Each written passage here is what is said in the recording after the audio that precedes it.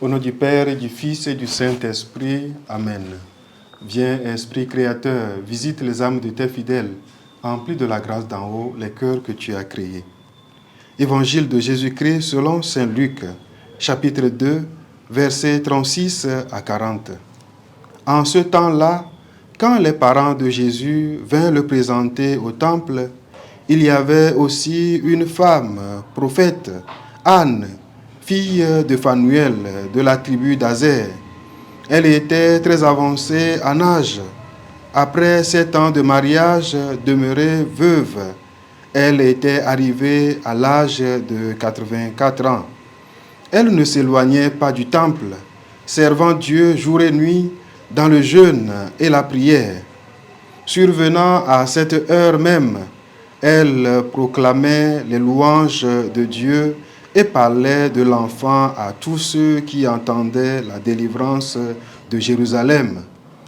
Lorsqu'ils eurent achevé tout ce que prescrivait la loi du Seigneur, ils retournèrent en Galilée, dans leur ville, à Nazareth. L'enfant, lui, grandissait et se fortifiait, rempli de sagesse, et la grâce de Dieu était sur lui. Acclamons la parole de Dieu. Frères et sœurs bien-aimés dans le Seigneur, l'évangile de ce jour nous invite à contempler la fidélité de cette femme, Anne. Elle est âgée, veuve depuis longtemps, elle a dédié sa vie au service de Dieu, dans le jeûne et la prière. Aujourd'hui, elle se rend au temple et c'est Joseph et Marie eux-mêmes qui lui amènent Jésus.